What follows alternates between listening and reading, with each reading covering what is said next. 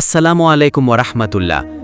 আজ আমরা আপনাদের শোনাব এক মহৎ পিতার গল্প, যিনি ছিলেন মুসলিম উম্মাহার চতুর্থ খলিফা, ন্যায় বিচারের এক আলোকবর্তিকা, হজরত আলী রাদিয়াল্লাহু তাআলা আনহু, যিনি নিজের ছেলেকেও রেহাই দেননি যখন ন্যায় বিচারের কাঁটায় সে ধরা পড়ে। একজন পিতা যখন বিচারকের আসনে আর অপরাধীর আসনে নিজের রক্তমাংস, তখন কি ঘটে? নবীজির প্রিয় সাহাবী খলিফা হজরত আলী রাদিয়াল্লাহু তাআলা আনহু, যার জীবন মানেই জ্ঞান, সাহস, ঈমান, ন্যায় বিচার এবং আল্লাহর জন্য আত্মত্যাগ।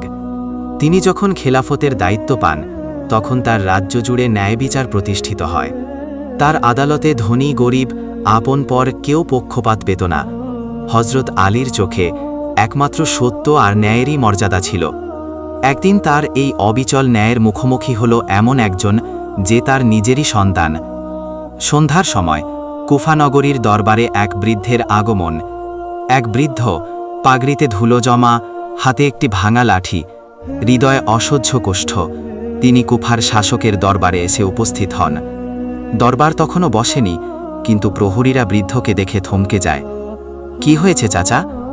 বৃদ্ধ কাঁপা কণ্ঠে বলেন, আমি এক ইহুদি, আমার ঢাল হারিয়ে গেছে। আমি জানি কে নিয়েছে। আমি চাই খলিফা বিচার করুক। লোকজন অবাক, এক ইহুদি মুসলিম খলিফার কাছে বিচার? বৃদ্ধ দৃঢ়কণ্ঠে বলেন, আমি শুনেছি আলী ইবনে আবু তালিবের আদালতে মুসলিম আর অমুসলিমের ফারাক নেই।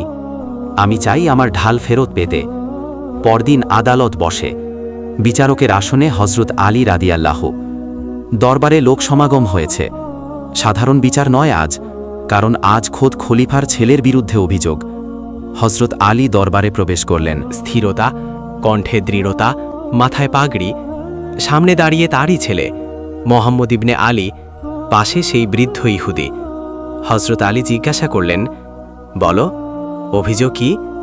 বৃদ্ধ বললেন, এই যুবক আমার ঢাল নিয়েছে। আমি দেখেছি, আমি চিনেছি। ওটা আলী রাদিয়াল্লাহু। জিজ্ঞাসা করলেন, তুমি কি কোনো সাক্ষী এনেছ? বৃদ্ধ কাঁপা কণ্ঠে বলল, না, আমার চোখ আমার সাক্ষী, আমার অন্তর সাক্ষী, আর আল্লাহ সাক্ষী। আলী একটু চুপ করে রইলেন, তারপর ছেলের দিকে তাকালেন। মোহাম্মদ, তুমি কি বলবে কিছু? ছেলে মাথা নিচু করল, কিন্তু বলল না কিছু। হঠাৎ করেই বৃদ্ধ বললেন, আলী, সে তো তোমার ছেলে। তুমি কি বিচার করতে পারবে ন্যায়ের সঙ্গে? আলী গভীরভাবে চেয়ে বললেন, বৃদ্ধ, আজ আমি একজন পিতা নই, আমি একজন বিচারক। আল্লাহর শপথ করে বলছি, যদি আমার চোখের মনিও অন্যায় করে, আমি তাকে রেহাই দেব না। হঠাৎ মোহাম্মদ মাথা উঁচু করল, চোখে পানি, কণ্ঠে কাঁপানি। আব্বা, আমি ঢালটি কুড়িয়ে পেয়েছিলাম। কেউ ছিল না আশেপাশে। আমি জানতাম না এটা কার, কিন্তু দেখে মনে হয়েছিল পুরনো।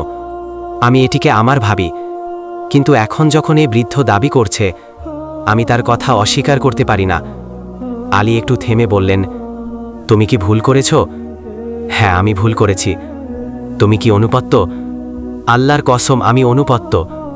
আলী কিছুক্ষণ নীরব থাকলেন, চোখ নামিয়ে ফেললেন নিচের দিকে, কিন্তু পরক্ষণেই বললেন, তোমার অপরাধ প্রমাণিত হয়েছে।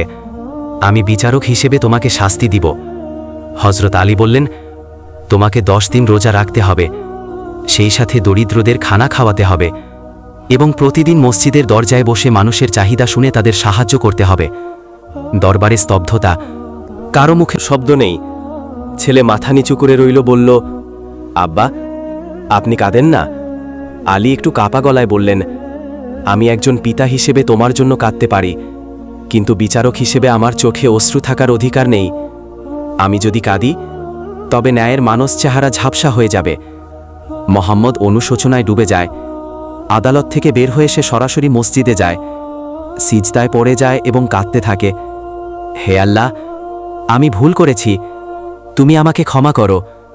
আমার পিতা ন্যায় প্রতিষ্ঠা করলেন, আমিও তাওবার মাধ্যমে নিজেকে বদলাব। অন্যদিকে বৃদ্ধ ইহুদি বাইরে দাঁড়িয়ে সবকিছু দেখছিল। তার চোখ ঝাপসা, মুখে কাঁপানি।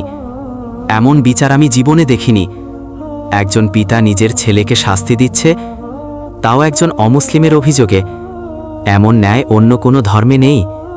তিনি উচ্চস্বরে বললেন, আশহাদু আল্লা ইলাহা ইল্লাল্লাহু ওয়া আশহাদু আন্না মুহাম্মাদান রাসূলুল্লাহ। দরবারে তাকবীর ধ্বনি উঠল। সবাই চোখে পানি নিয়ে তাকিয়ে রইল। সন্ধ্যায় হযরত আলী রাদিয়াল্লাহু বসে থাকে, দাড়ি ভিজে গেছে অশ্রুতে, হাত তুলে দোয়া করছে, হে আল্লাহ, আমি পিতা হয়ে কাঁদছি, কিন্তু তোর সন্তুষ্টির জন্য সত্যকে আঁকড়ে ধরেছি। আমার বিচার যদি তোর কাছে গ্রহণযোগ্য হয়, তবে আমাকে কিয়ামতের দিন লজ্জিত করিস না।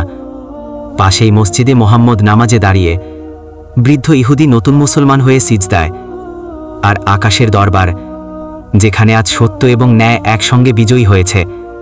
ন্যায়ের পথে সবচেয়ে বড় বাধা ভালোবাসা, আর সেই ভালোবাসাই সবচেয়ে পবিত্র।